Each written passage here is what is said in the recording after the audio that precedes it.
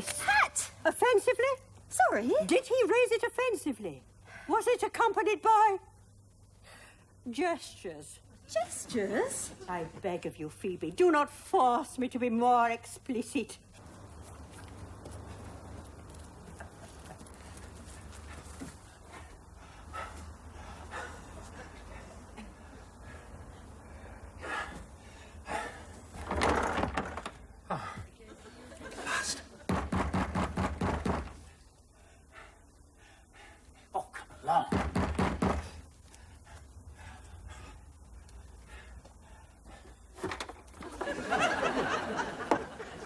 Henry? Henry?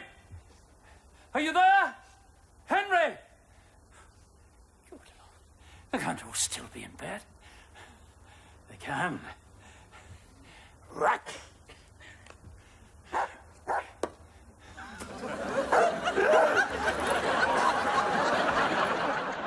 Manners, no need to snatch.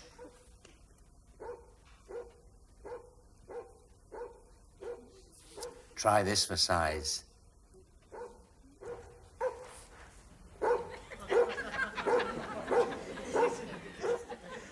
Reveal yourself. Come on. Let's see you. Don't snatch it. My God! Here, Simba. Good dog. Drop the stick. Drop the stick. Drop. Drop the stick, you hairy brute! Nice, Simba. Good dog. Who's the jolly chap, then?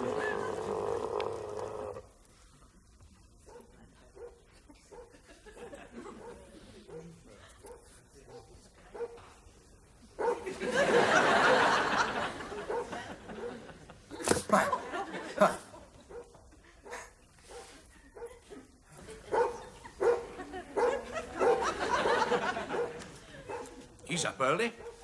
I suppose it is a mouse. What else do you get behind your skirting board? Can there be woodworm that size? Kind of master race? Beavering away in there? Preparing to invade Poland? Sometimes I think my mother was a Nazi. Long before the Führer. Could she have influenced him, I wonder? He always claimed it was Mussolini.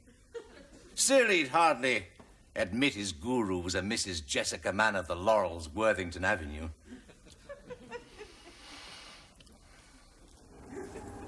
Are you wearing your long vests, Henry? Yes, Mother. I hope you're not filling the house with too many strange creatures. Pay attention, Henry, when your mother's haunting you.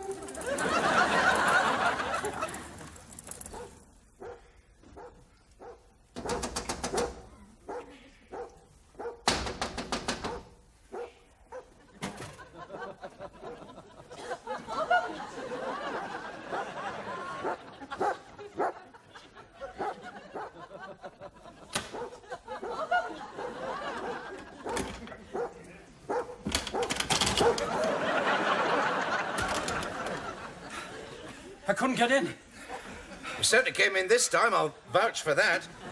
Damn dog at my heels. I've been knocking there for ages. What were you dreaming about? What size a woodworm? I'm not au fait with all the land-based squigglies. Any foreign body in your water and I'm your man. It's a constant battle, you know, to keep all kinds of squelchy things from crawling up your tat. Oh, my goodness, yes. Were it not for the thin blue line of the waterboard, there'd be God knows what clumping about in your porridge. I like the little furry ones. You're piling it on a bit. Do you jog? Occasional memory? You ought to come out with me in the mornings. Bring a key, maybe we'll get back in. Where are you going? To roast this lot. Hello?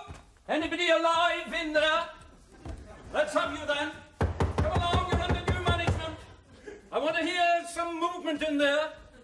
I can't hear you. Who lives in here? I forget. That's very offhand. I shall know them as soon as I see them. Did you count them? No, I didn't count them. Damn, that was a great chance to count them. I made it 4. Go on, barge straight in. Do a body count. A white man alone in there? I think not. No. I'll check them out later. It's only prudent. And besides, it would never do to interfere with the religious practices. They're probably burning things. Do they burn things? The chips were overdone. Incense and things, joss sticks. Do they ring little bells? I think one of them has a bicycle. There you are.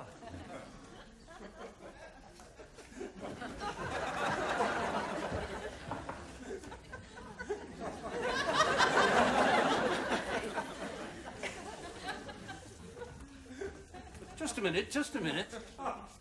Where are you going with that? Few people, Irving says, appreciate the full extent of a bodyguard's duties. It's popularly thought of as being largely a question of plonking one on some Herbert.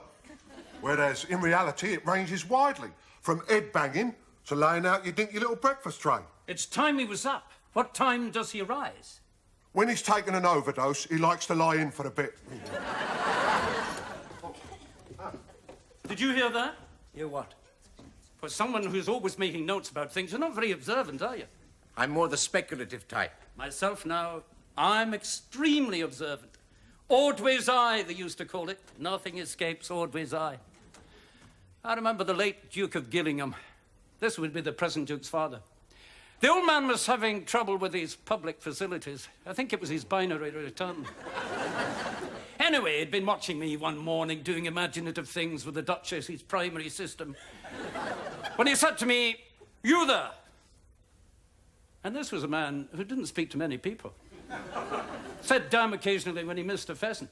Now, he hadn't known me more than 2 minutes, and there he was, calling me "you there." See, it seems that I have this capacity for striking up relationships with the aristocracy. Where was I? Being observant. That's it. Very good. You're improving already. Well, anyway, the old Duke had spotted it. He knew I was observant. Oh, my goodness, yes. No flies in his grace. Except the odd half-dozen in his hat. Now, don't worry. He knew all right. Which brings me to the crux of my little story. Not before time. How did I know he knew? You're bursting to ask me. Well, perhaps bursting is a little strong. I'm keeping you in suspense. Such are the skills of the born raconteur. How did I know the old Duke knew I was observant? Huh? You'll find this fascinating. "You're observant," he said to me. His very words to me. A man of, let's face it, relatively obscure social origin. Fascinating. It was one of those timeless moments one remembers. We just stood there, alone in a cold urinal. This was long before the height of the visiting season. Credible. But true. Oh, my life has been full of incident. That's one I like to think about. Sometimes in the long marches of the night, my sciatica keeps me awake occasionally. You must persuade me someday to tell you about my sciatica. Oh, it's a long story. I had a feeling it might be.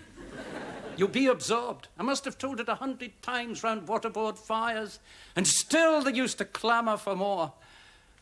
The sciatica, Mr. Ordway. Tell us about the sciatica. Sometimes I used to think they'd rather hear about my sciatica than wade waist deep in icy water. And in this room we find Miss... Delight. Good Lord. Dolly Delight. I think it's a stage name. Stage name? Is she an actress? She has beautiful fingernails. But did she have any references? I like the way she smells. A selection technique we appear to have overlooked at the waterboard. My mother used to do all that. She was very efficient. Unbearable, but efficient. Women are usually too emotional. No, she wasn't too emotional. She used to reuse Christmas cards. I thought everyone reused Christmas cards.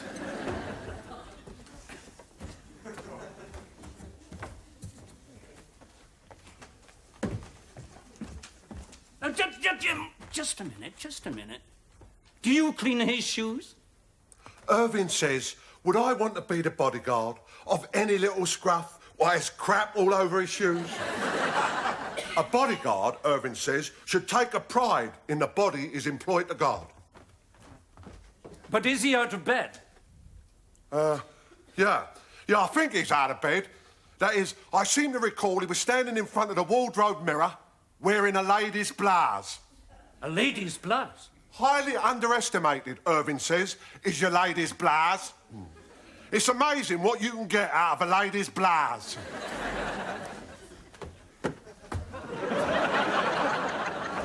Hello. Lurking out in the hallway, are we? Waiting to waylay the first passing dwarf? You're not a dwarf, man. Why does he keep insisting he's a dwarf? Look at the length of me dressing gown.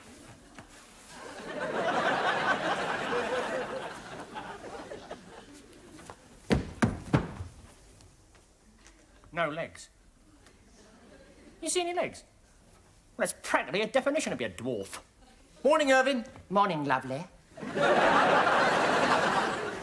Whose dressing gown is that? Oh, that's your game, is it? Wants the robe off me back. Let the dwarfs go naked. That's the scope of your ambition, is it? Place full of nude midgets. Where will they keep their little wallets? Tell me that. I merely asked you a simple question. How would you like to go through life with nowhere to keep your business cards, Can't he find his own dressing gown? I have a waterboard dressing gown of the finest material. Oh. Stole it from some small person, did we? How did you ever manage to find him for a tenant? Just lucky, I guess.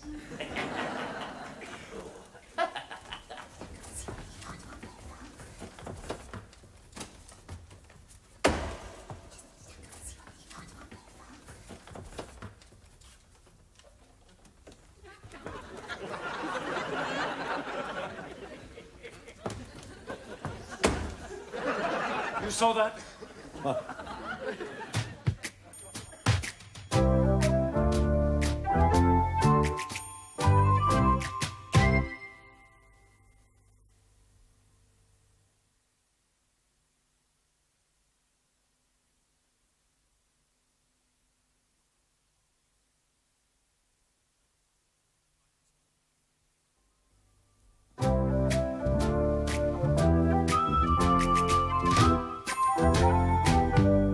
She has a man in her room. Will you pay attention to me, Henry? Miss Delight has a man in her room. That's all right. It's not all right. She often has men in her room. Have you any idea why? Of course I know why. She gives acting lessons. At this time of day? He must have been here all night. They say it's a grueling profession. Really, Hamish James, you ought to be ashamed of yourself. Here you are accusing people of lying around in bed, and all the time poor old doll's been slaving away over an advanced pupil.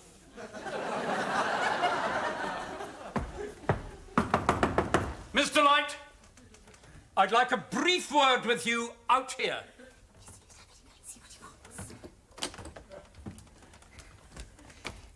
Terribly sorry for any inconvenience.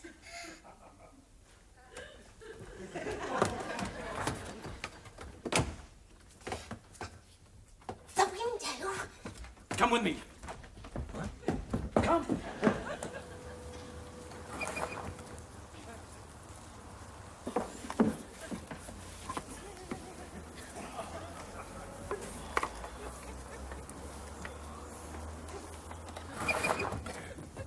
Ah, you there!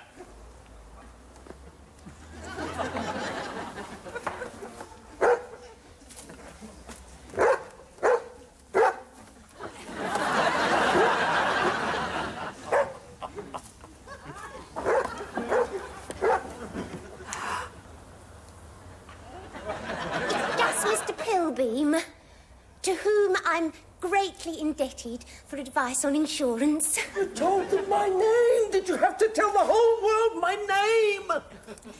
Mr. Pilbeam is extremely shy with regard to his acting lessons. You see how far from reality sometimes is the common image of the thrusting young insurance executive.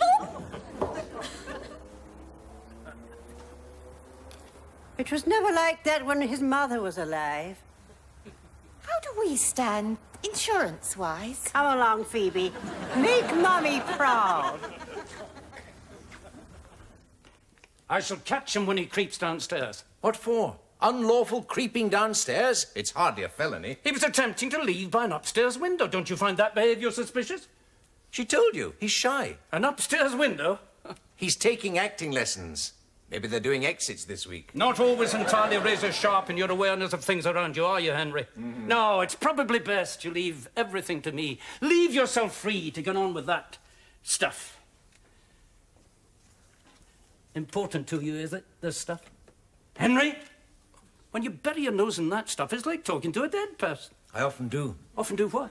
Talk to dead people. Oh, purely in imagination, of course. I'm like that. I have a very vivid imagination. I suppose I concentrate rather hard when I'm thinking. I know how it is. I could pore for hours over my guide notes to inspectors in the field. I used to commit whole passages to memory. I could recite the waterboard bylaws. I used to find it a great help in times of stress. Go on, ask me. Ask me. Any waterboard bylaw. Go on, ask me. I'm afraid I'm not very good at asking about waterboard bylaws. On account, Irving says, of it being a beautiful morning, and what with the birds singing and the sounds and scents of summer percolating through the breeze, he's off back to bed. If you see an insurance man, send him down here. Has he not left yet? I wonder what's keeping him up there. Don't worry, I'll pounce on him when he does creep down. You will be gentle with him. He's an insurance man. He's not an endangered species. You see, the fact of the matter is, Henry, you let people take advantage of you. Now, all that is going to stop. I'm taking command here. All you have got to do is get on with your thing. Thing? These are notes for a philosophical inquiry into man's relationship with his environment and all other creatures. However, you may be right.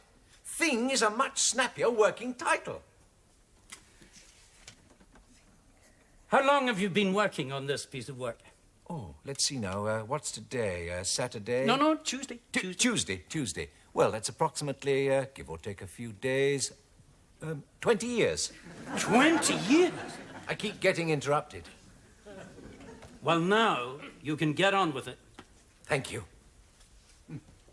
Perhaps you'll think I'm a visionary if I tell you that I have a feeling my destiny has brought me here. I thought rent-free was the inducement.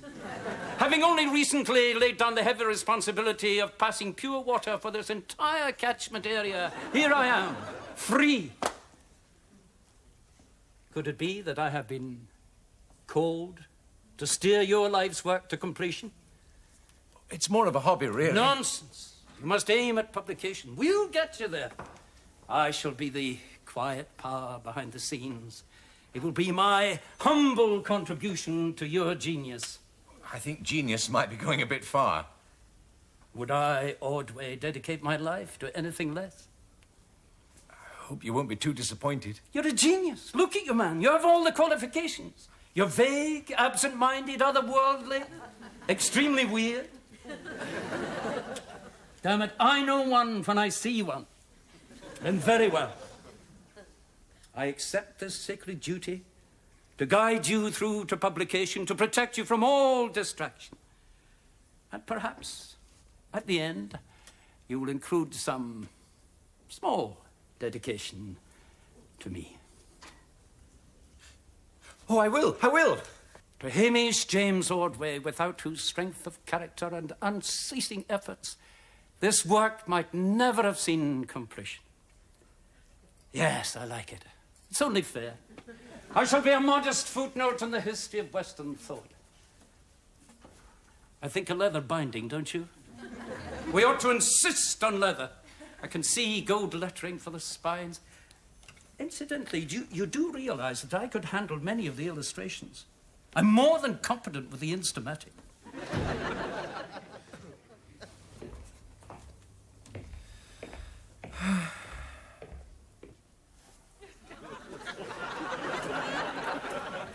Mother, what are you doing under there? A dead person can't always be where she'd like to be. I've always said you needed someone to take charge, Henry. I'm sure he'll be good for you. I'm not so sure. He seems to be taking charge of more than I anticipated. Well, we're all rooting for him on the other side. Paul? I've got Mr. Mollison here. Is he, Yes, Mr. Mollison is a dead person, too. Come and say hello.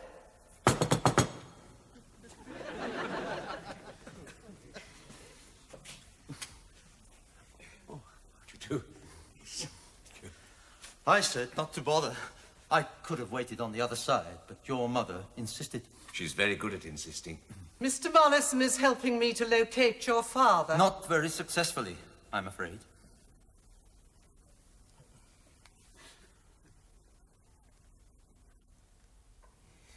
Are you there, Mr. Mann? This is me, Mr. Light. Saying, are you there, Mr. Mann? Doll, you're not a dead person. Heaven forbid. A girl will be hard put to earn a living under such a reputation. I'm sorry, I was miles away. Excuse me for being the one to have to say excuse me, but something's come up which prompts me to solicit your kind attention.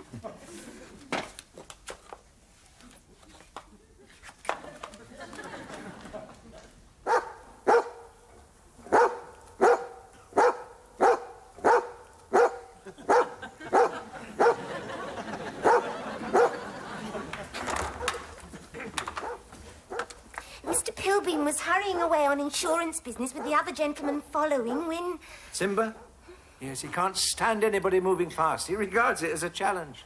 Why are you following me? Keep still, damn you. It's the wife, isn't it? She's employing you. She's got this absurd fixation that I'm seeing someone else. What is the nature of your relationship with Mr. Light? That's a damn lie. Do I look like one of that sort? Ask anyone. If Mr. J.D. Sprague of 296 Throgmorton Terrace, Ilfracombe... Sprague? I thought your name was... Lies! All lies! Dog's got two blokes up a tree.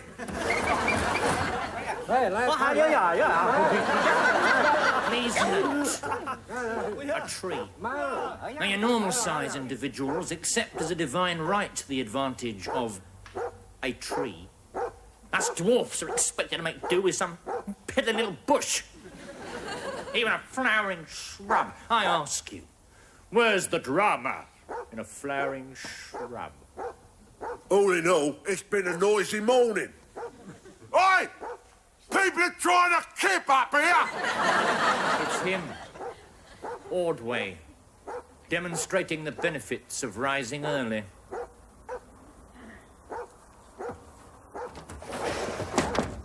The best thing with Simba is to ignore him. You'll soon get bored.